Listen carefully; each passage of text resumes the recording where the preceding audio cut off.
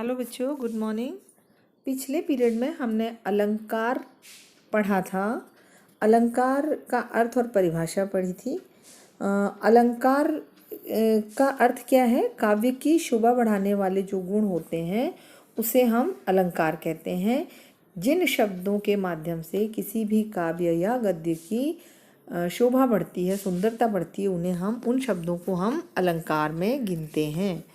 अलंकार के मुख्य रूप से दो भेद होते हैं, पहला शब्दालंकार और दूसरा अर्थालंकार।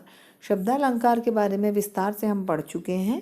शब्दालंकार का अर्थ होता है जब किसी भी काव्य या गद्य में सौंदर्य कुछ विशेष शब्दों के कारण उत्पन्न होता है और उन पर निर्भर होता है, उसे हम शब्दालंकार कहते हैं। आज हम अर्थालंकार के बारे में पढ़ेंगे। जहाँ काव्य का सौंदर्य किसी शब्द विशेष पर ही निर्भर न होकर अर्थ या भाव पर निर्भर होता है, वहाँ अर्थालंकार होता है।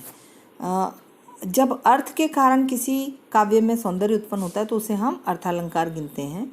और इसका एक उदाहरण है पीपल पात सरिस मन डोला। इस काव्य पंक्ति में अगर कोई समानार्थी शब्द रख दिया जाता तो भी इसके सौंदर्य में कोई अंतर नहीं आएगा, क्योंकि इस पंक्ति में से जो भाव प्रकट हो रहा है वही इस पंक्ति की को विशिष्टता दे रहा है, प्रदान कर रहा है। और इसीलिए काव्य का सौंदर्य जब अर्थ और भाव पे निर्भर रहने के कारण इसे हम अर्थालंकार कहेंगे। अर्थालंकार के कुछ भेद हैं। अर्थालंकार का पहला भेद है उपमा अलंकार। उपमा का शाब्दिक अर्थ होता है तुलना या समानता। रूप, गुण या आकृति के आधार पर किसी भी समान गुण वाली प्रसिद्ध वस्तु के साथ अगर हम समानता करें तो उसे हम उपमा अलंकार कहते हैं। उपमा अलंकार के कुछ उदाहरण इस प्रकार हैं। वह जिंदगी क्या जिंदगी जो सिर्फ पानी सी बही, मखमल के झूले पड़े हाथी सा टीला। अर्थालंकार का दूसरा भेद है रूपक अलंकार। रूपक अलंकार में दो वस्तुओं या व्यक्तियों में गुणों की समानता करने के कारण इनमें उपमेय और उपमान में अभेदता को प्रकट किया जाता है। मतलब एक के रूप में दूसरे को मान ही लिया जाता है। जैसे अंबर पनघट में डूबो रही, तारा घट उषा नागरी। इसमें प्रभात के तारों में छिपने का वर्णन करते हुए कवि ने अंबर को पनघट और उषा को स्त्री और तारों को घर का रूप बताया है ना।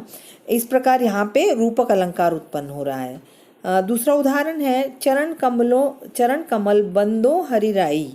उपमेय चरण को उपमान कमल का रूप मान लिया गया है, दोनों में कोई भेद नहीं है। इस प्रकार यहाँ रूपक अलंकार होगा। इसका अगला भेद है उत्प्रेक्षा अलंकार।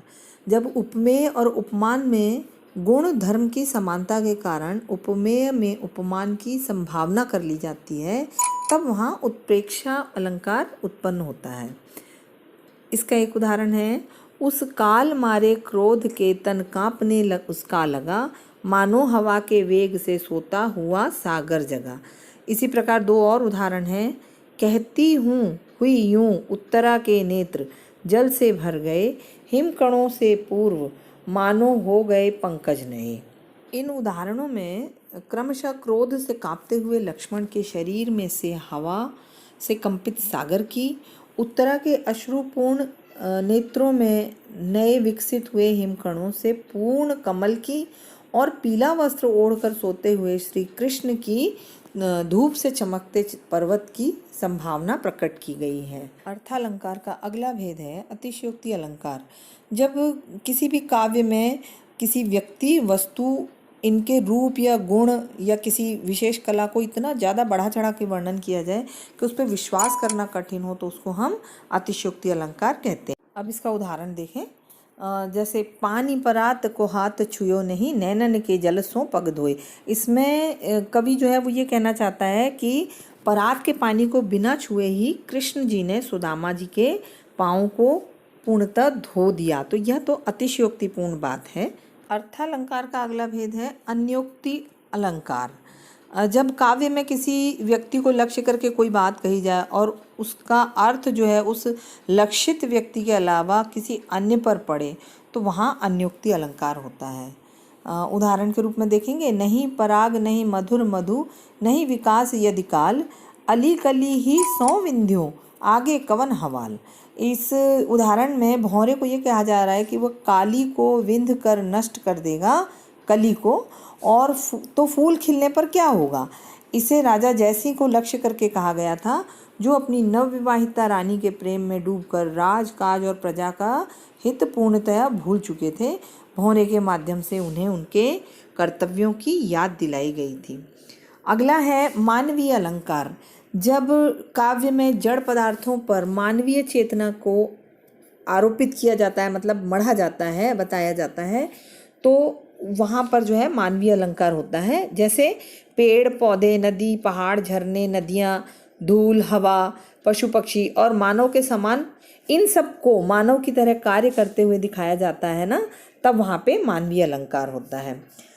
इसके एक आध उदाहरण इस प्रकार हैं। मेघ आए बड़े बन ठन के संवर के। मेघ यानी बादल। बादल क्या सजते संवरते हैं, लेकिन उसका वर्णन इस प्रकार से किया गया जैसे कि इंसान, मानव लोग सजते संवरते हैं। इस प्रकार मेघ आए बड़े बन ठन के संवर के। हर बाया खाया, ताल लाया पानी परात भर के। इस प्रकार ये कुछ उदाहरण हैं मानवीय अलंकार के। इस प्रकार ये अलंकार का चैप्टर पूरा होता है बेटा। दो मुख्य भेद हैं, शब्दालंकार और अर्थालंकार, और इनके उपभेद भी हैं। मुझे ऐसा लगता है कि आपको अच्छी तरह से समझ में आया होगा, लेकिन अगर इसमें कुछ ऐसा है जो आपको नहीं समझ में आ रहा है तो आप मुझसे फिर से पूछेंगे।